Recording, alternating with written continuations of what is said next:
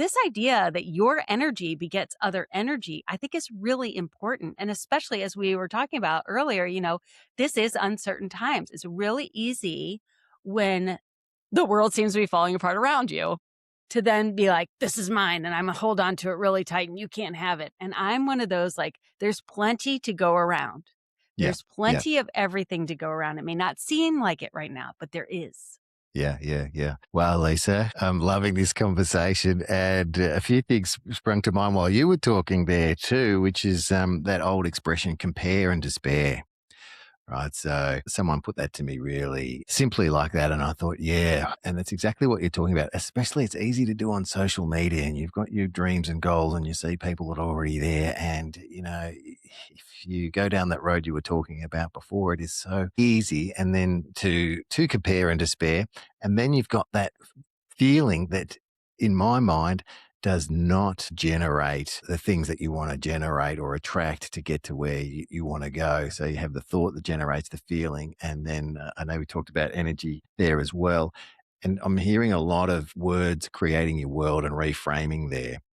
And I like that because, we can often look at the same thing and in this example, you're talking about, you might be seeing someone that appears to be more successful or has gone down the road and is further down the road than you. And there's a couple of ways to look at that. One's empowering and one's not. And it really does make a difference. And so it's really great to hear that your book includes those kind of philosophies. Yeah, I think it is when we are at home, we are alone.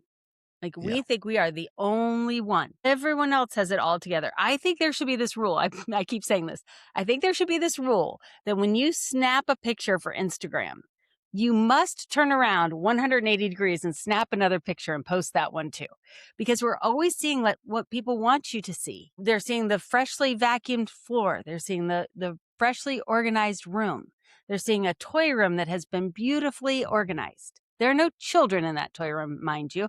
It is a picture of the toy room when the children are not home. And you're like, why does my toy room not look like that? When you have your 3 kids plus the 4 neighbor kids over and it looks like, it's the middle of a ball pit or something. Like, we're Yeah. not comparing apples to oranges. And when we're in our households and we feel like we're in relationship with people because we're looking at their Instagram or their Facebook or whatever, we're not. You're not in that room. You're not seeing the whole 360 of that room. You're not seeing what it looked like before and after that picture was taken. I Mm. just think that especially women are so hard on ourselves and set the bar so high of what we want our house to look and feel like. And obviously we're marketed to for that. Like, I mean, we're a huge market. And so we're sold all of these different things we need for our house to look and feel that way. And the truth of the matter is, your spouse and your kids never remember any of that. Your sister, your best friend, your parents, when they come over, they're not looking at your baseboards and if they're painted or dusted or not. They're not, I mean, all right, if they can't walk through the house, that's going to be a problem. But for the most part, they're just enjoying your company. They're just glad to see you. They're glad to Yeah. be in relationship. It's been a long time since you've been able to hang out. They're having Yeah. good food, great conversation. They're not checking to see the last time that you painted your walls or changed your furnace filter or any of these things that we just, you know, judge ourselves on. Yeah, I totally agree. I'm with you on that. It's all about the people, and yeah, we're judgment machines. Now, Yeah.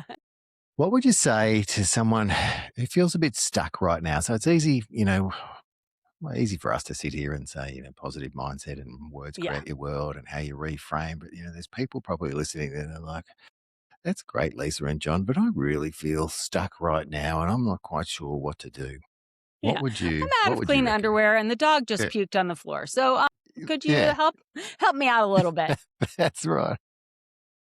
Yeah, I think first thing I would just say is that there are seasons of life. And there are going to be seasons that are longer and harder than other ones. I happen to be in what I think is a pretty easy season. I think the staying home with your kids season, whether you're working outside the home, inside the home, making money, not making money, like, parenting is hard, you guys. Parenting is a whole ball of wax and you're in it for decades. So, I mean, it just is. It's a season. There are pluses and minuses. Caregiving is another season. Like, most of us will find ourselves in a season like I did with my dad. Out of the blue, you get that call, you drop everything, and now You're in this caregiving season. It could be a couple weeks, it could be a decade. You have no idea. And your responsibility to care for someone else is always going to take first place, right? And then the other thing I would say is if you are in a season where you're not caring for children, parents, other people, you need to care for yourself. Like another theme in this book is this Yep. idea of self care. Yep. So, in getting my PhD, I've learned that there are a lot of words that we use that have no definition whatsoever. There is no definition for the word self care. Most people, when they think about self care, especially for women, you think about like, ooh, a spa day, get your nails done, take a bubble bath, get a massage. We think about it as pampering when self care is really care of self. Imagine child care, elder care. What would you do for a child or an elder that is under your umbrella of care? A lot of things, right? Not a spa day for darn sure. You wouldn't have money for that. So you would feed them nutritious meals. You would provide education. You would have relational experiences with them. You would have entertainment, spiritual outlets. We need to do all of those things for ourselves as well. So if you are feeling like, how do I put my oxygen mask on first? I mean, I know I should, but I have no idea how to. How would you care for yourself if you were your parent? Like, would you get yourself a healthy snack? Would you give yourself a nap? Would you say, maybe you should go take a shower? Like, what are the things that you would say to yourself if you were your parent? Like, oh, I think What it's a been 3 days. Time to wash the hair. That's a great way of looking at it. What would you say to yourself if you were your own parent? Yeah. Yeah. And you as a parent watching your children know where, okay, we could skip the bath a couple of nights, but then we really need to meet our needs. Now, that's easier said than done when you don't have a lot of time and you feel like you are, behind the 8 ball, so to speak. Yeah. So, two things I usually suggest in order to move from feeling like you're overwhelmed and reactive to feeling somewhat in control and proactive. The first one is to just sit down and brain dump on paper everything that your brain is holding inside. Because we use our brains like calculators instead of computers. It's trying to remember all the tasks that we need to do. I like to do this on index cards, one idea per card. That way, when the task gets done, I could just throw it away. Also, I can reorder those cards and prioritize them, and they work well with my Sunday basket system. So that's number one. Like, let's get all of it out of your head so that your brain can actually think again because you really need it to help you out. Then the second thing is when you're really overwhelmed and you feel like you're just living like a hamster in a reel, reacting to everything, is to start to plan the night before. So at the end of the day, even if you have to stay up an extra 10 minutes, I want you to look at your Google Calendar or your planner and hand write out your schedule for the next day. After you write out all of the things that you already have on your calendar you need to do, then I want you to go back through and write down driving time. This is the number one thing I found as a professional organizer. People forget that we can't teleport yet. So you got to write down the driving time. Now, bonus points if you go check the weather for tomorrow and pick out your clothes like you're in fourth grade. So you've picked out what you're going to wear tomorrow. And then the final thing is I want you to plan out what you're going to eat and when. Because so many of us, when we get in this reactive, and I've got a snack bag in my car, maybe you have a snack bag in your car, as you're starting to write this out, you'll start to realize, my gosh, I thought it took 15 minutes to get from one school to the other. It actually takes 22. And I didn't plan out my food. So, of course, I didn't even have time to run through fast food. So now I'm hungry. The kids are hungry and we're late for soccer practice. And I mean, you start to see as you're writing down on paper tomorrow and you're starting to live tomorrow in your head, how this is going to play out. What's interesting, what I found is that when I do this at night and I go to sleep, and I would do this a lot when I was doing in-home organizing, I'd be like, okay, I'm going to organize Susie's house. Okay, I'd remember the walkthrough in her house. I would fall asleep. And when I would wake up in the morning, I would have this great idea about something I could do to implement in our house. So you also, your brain will work for you while you're sleeping. It's like Yep. multitasking. It's so great. You'll wake up and you're like, my goodness, I am going to be over on this side of town for this thing. I forgot I need to deliver this thing that isn't even on my list. I'm going to add it to my list. Now I don't have to do a big round trip a couple days from now because I'm already going to be over there. Your brain will start to take things that you downloaded and it will start to task stack them in so that you feel more in control. And when you run that schedule the next day, you've already decided what you're going to wear. You already know what you're going to eat. You're already ahead of the game. You're ready to Yeah. go. You are Yeah. now in the driver's seat. What great advice, Lisa. Thank you so much for that. I know you a Post-it note fan as well because you can grab them from your website. I'm a big fan and I love that one idea per because you can, as you say, rearrange it, screw it up and put it in the bin when it's done. And it's a real feeling of accomplishment, which really works when you can get that feeling in your body. All great ideas, Rise and Thriver. So if you're feeling stuck, you've just heard what Lisa recommends to help you get out of that. And I did hear once, and I'm glad you touched on it, that if you go to bed and you don't know what you're going to do the next day, there's something missing.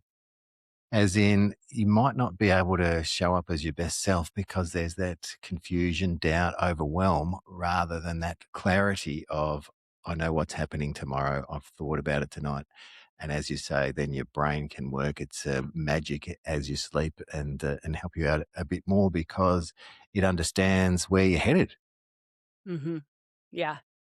Now, you've got a home planning day coming up.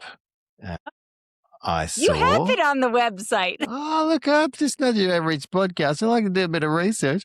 But also, this was just such a fascinating topic, Lisa, that really interests me as well. And I know it probably appeals a lot to the women in the audience and in your life. But like we said before, there are guys out there like me that also appeals to. And I love to be organized, and hearing some of those tips and tricks from you really has been super valuable for me already. And I'll hear this interview a few times because I'll edit it and all the rest of it. So I'll really get it. Where am I going with this? That's right. Your home planning day. Yeah. So how can people even, well, I know there's a bit of a time difference for us and half of our listeners are from the US, so they'll be able to chime in if it's a time live kind of thing. But how can people work with you or jump on this home planning day with you? Okay. Can I tell you where the home planning day came from and then how they can do Yeah, it? tell us all Okay. about it. So I am a planner addict. Like, I love planners. When I was in school, I remember I started doing this in high school. I would buy a planner in August, for the school year. And then over winter break, I would get a new planner because you could get a new planner for the new year. So every 6 months, I keep buying a new planner and I would write everything in it. And I just love the idea of planning. And I'm a big visionary. I love setting big, huge goals that I'll never ever achieve, but I'm going to, attempt to try to achieve them. And so setting goals and planning is really something I've always done. So when I started my company a couple years in, I started hearing about, quarterly goal setting and masterminds and creating strategic goals in your business. I was all in on that. And I realized that the fewer goals I set, the more likely we actually achieve them. Because when you have a team and you set really big goals, it's actually demoralizing for them, which is not for me, but it is for them. So I started to be more reasonable with what the goals we were going to set were. And I realized that as a household manager, I actually, because I was a teacher, set and achieved goals at home. I would set goals in August for the school year through the holidays. And then over the winter break, I would set my goals for the second half of the school year. And then every single summer, I set specific goals for my kids, just so that they would be independent adults. So I would teach them all their life skills in the summer when they weren't busy with school. So I'd have these three pots of time. And at first, I thought it was just stay at home moms that planned this way. And then I realized in the United States, our school system has set us up to think this way. And I know you guys are having winter. That just blows my mind every time I think about the fact that everything is opposite in Australia. And we do have a lot of people in Australia that are in our planning day. Not everything is shippable internationally, but we do let you do planning day and we ship the workbook internationally. Although I just can't do the seasonality. So I realized that there were these three distinct times that I really put on my CEO hat and I thought about how to work on my household and not just in my household. And the more I could plan that, the more goals I could achieve and the more time I could unlock. And I'm kind of obsessive about it. Like, it's really like a course that you go through in 2 days and it's taught live and there's a 6 week replay and then it goes away until the next one. So every single one is different. And I really take into effect like this one that we're going to have coming up on May 1st. I have an extra bonus video about how I think the economy is going to be impacted, how our household economy is going to be impacted this summer, and some things you might want to think about. The last time I did this was in May 2020 when I was doing our planning day then. I'm a business owner and I have a warehouse, so I understand supply chain. And I'm like, I don't think you people understand what this shutdown is actually doing. I don't think you know where your things come from. I don't think you realize what's going to happen when we run out of things that are already in the United States. So I said during that planning day, I said, just based on what I know, we're probably not going to be like out of COVID by summer. And if we are, some people will want to shelter in place. I said, so you need to make your house have everything that you want. You need to get an above ground pool. Who cares if you kill the grass? You can grow it back next year. Like, make sure you have all the bike stuff. Make sure you have like anything to entertain your kids. Get a trampoline. So during the planning day, someone sent their husband to Walmart and he got the last above ground pool on May 2nd, 2020. And they were like, Lisa, you were ahead of the curve, just because I'm always in the future about what household managers need. So I don't Yeah. always do that with planning day, but I do think this oil shortage is definitely going to be a thing. So I'll be talking about that. And then we look through everything like you would in business. When you do a SWOT analysis in business and I get really in depth with my week-long planning once a quarter, I do the same thing at home. Let's look at our housework. Let's look at our household management. Let's look at the holidays coming up. Let's look at our travel. Let's look at our finances. Look at ourselves. Let's look at our goals. Mm.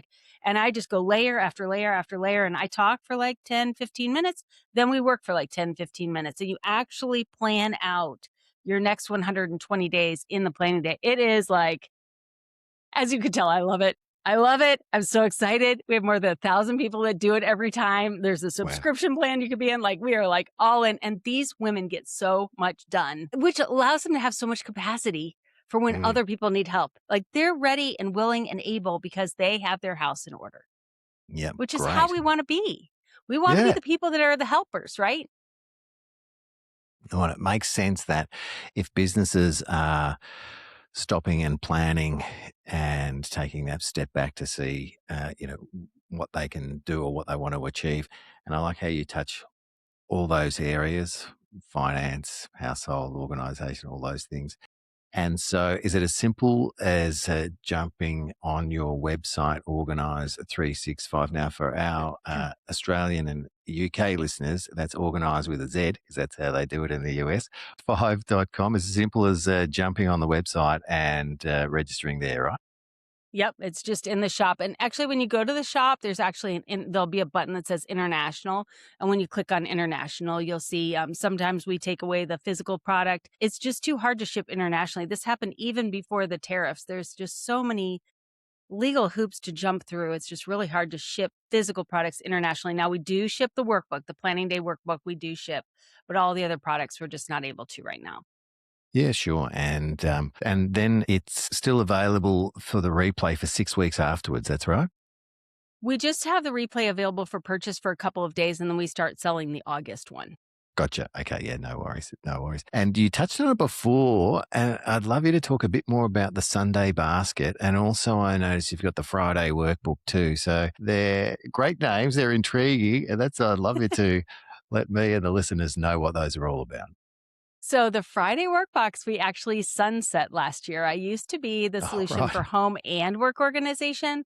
Yep. And the problem was while I was getting my PhD, because my home is organized, I'm always tweaking and organizing my business more. And for 3 years, John, I didn't even talk about the Sunday basket, which is the foundational flagship product. So Yeah. I'm just saying to your entrepreneurial listeners, sometimes you as the creator move on in your understanding of what you're bringing your audience through, the journey you're guiding your audience through. And you can get so excited with your customers that are continuing on beyond where your original company was that you actually leave behind the audience that's trying to get the transformation. And once Yep. I said that in the fall, I started getting emails. They were like, you're right. You did. You did leave me behind. I was wondering when you're going to get back. It didn't make any sense. So I really doubled down on just being an expert in organizing the home. So you can still figure out a Friday workbox is very similar to the Sunday basket. Unfortunately, the Sunday basket does not ship internationally, but I'm working on a solution for that. I keep working on the Okay. solution. So the Sunday basket is a kitchen counter solution for really figuring out what the different departments are that you run as a household manager. You've got people, you've got the physical house, you've got finances, and you have yourself. And then there are also weekly activities that you need to do. Pay your bills, plan your errands, plan your food, get done what you need to get done for the week, plan out your week on paper. We do all that in the Sunday basket system. Right. Excellent. Oh, that sounds so good. Yeah, so our US listeners can use that and grab that from you, and our international listeners, we're in 35 countries, our international listeners Say can it wait with louder for bated the breath. people in the back, John. In 35 countries. 35 That's countries. amazing. It's It's amazing. amazing. Oh my It God, it's is. amazing. It is. It is. And I'm so grateful for each and every one of them. This is Rise and Thrive Conversations for Greatness. We are having a conversation for greatness, and people will be able to rise and thrive because of it. I'm really interested in my guests' definition of what greatness is for them. So I ask all the guests, and I'm really interested in your take on it, Lisa. So, what's greatness mean to you? So I think greatness is being able to continually rise and thrive with your uniqueness, to continue to pivot and iterate and grow and develop and try things without worrying about the outcome, without worrying about the judgment. Let's put it that way. And we always strive for good outcomes and to be growing, but failure is just data.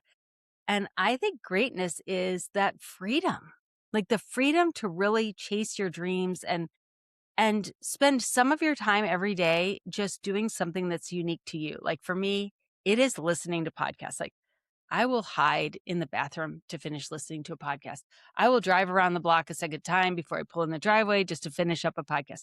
I will get up in the morning and I'll be like getting ready. I'm like, oh, when I get in the car, I get to listen to this podcast. Like I just love my podcast time. And I'm sure your audience does too, because they're listening to this podcast. And I love greatness. We're having this conversation, across the half the world. Like that is just amazing to me. Yeah. I hate that you can't get everything organized 365 has all over the world, but I love that we're able to share our ideas and Mm, have these conversations and learn from each other and realize that there's so much more that unites us than divides us when we yeah. talk human to human, Yeah. person to person without all of the other filters. And so I think that's greatness is being able to have these conversations and building upon the work of other humans in collaboration. What a great definition. Thank you so much for that, Lisa. I also, my mind is blown as well that we're in almost opposite parts of the world having a conversation in real time. So I remember a time when this was in science fiction, let Yeah. alone us doing it, and to be able to have a show, have a talk show, meet wonderful people like Yeah. yourself is just such a privilege. And you've given us so much gold in this short Thank you. conversation that we've had. I really, really appreciate your generosity. And so whether people can grab your products or not. I know we can grab the book, so that's Yep. definitely something that we'll do. The generosity in what you've given us already just speaks volumes about who you are in the world and the difference that you make. The other question I ask all my guests, because we're big on music here, and I've got a Spotify playlist called Rise and Thrive, and Mhm. only guests can contribute to that. So I Oh, ask, yes, it's something I ask all my guests. When you feel like you need a bit of a pump up or a bit of motivation mhm. or a bit of a boost, what's that one song that you might put on to get you going? And I'll add that to the Spotify playlist. Okay, I'm gonna try to give you one that you don't have. Do Yeah. you have do you have Dolly Parton's 9 to 5? No, I don't have that.